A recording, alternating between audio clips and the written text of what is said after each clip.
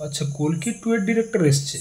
দেখো, কল্কি সিনেমাটা তো আমি করে নিয়েছি, তবে কল্কি 2-তে আমার কিছু টার্মস অ্যান্ড কন্ডিশন আছে। কারণ এখন শুধুমাত্র আমি দীপিকা পাডুকোন না, এখন আমি India's number 1 actress Deepika Padukone, Deepika Rani Padma Rani, এক কথায় লোকে চেনে আমাকে। ওকে, তো আমার কিছু টার্মস অ্যান্ড কন্ডিশন আছে, কিছু রুলস আছে, সেগুলো বলে নিই আগেই।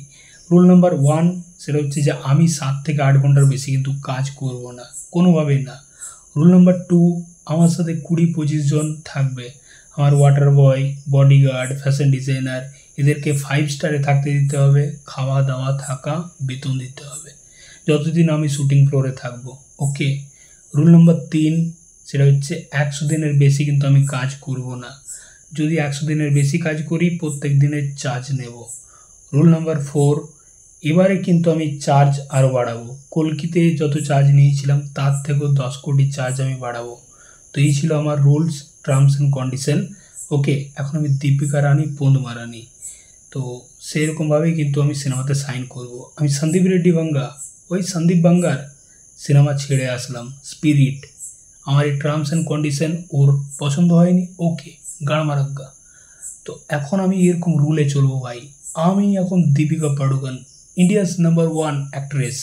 অভিনয় পারি কি না পারি, দেখতে কেমন কি কালো, ভোদা, কুকুরের পন্দ, এসব ম্যাটার করে না বস। ঠিক আছে, আমি এখন দীপিকা পাডুকোন, দীপিকা রানী পদমা রানী। তো তোমার যদি ইচ্ছা থাকে তাহলে রাখো, নাহলে বাদ দাও।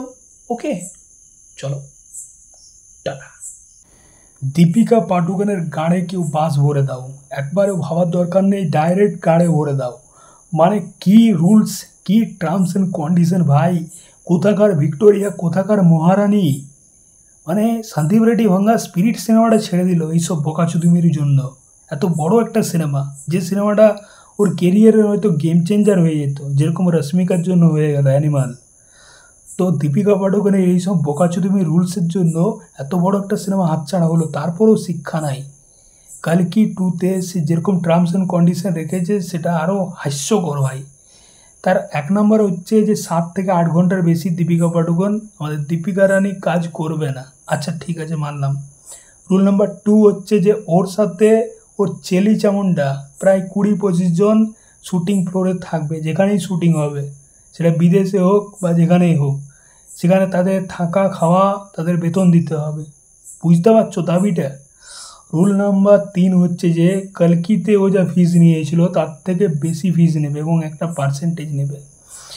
মানে সত্যি ভাই, শুয়ার কেনা গুই খাওয়া দরকার, যখনই ঘি খেতে দেবে তখনই এরকম গোলমালটা হবে। মানে দীপিকা পাডুকোন কোথায় পড়েছিল, সেখান থেকে উঠে এসে আজকে কী লেভেলের দাবি জানাচ্ছে। মানে কী অ্যাক্টিং করে ভাই তার! মানে আমার তো ওর অ্যাক্টিং ভালো লাগে না, সিরিয়াসলি বলছি, ভালো লাগে না। দীপিকা পাডুকোনের থেকে আরও ভালো ভালো অ্যাক্ট্রেস আছে, ইয়ামি গৌতম বলি, শ্রদ্ধা কাপুর, তারপর আরও 2-1 জন আছে, ভূমি পেডনেকর।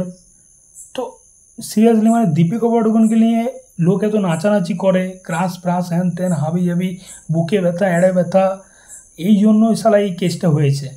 আজকে দীপিকা পাডুকোন নিজেকে মানে মহারানী ভাবছে, পা মাটিতে পড়ছে না।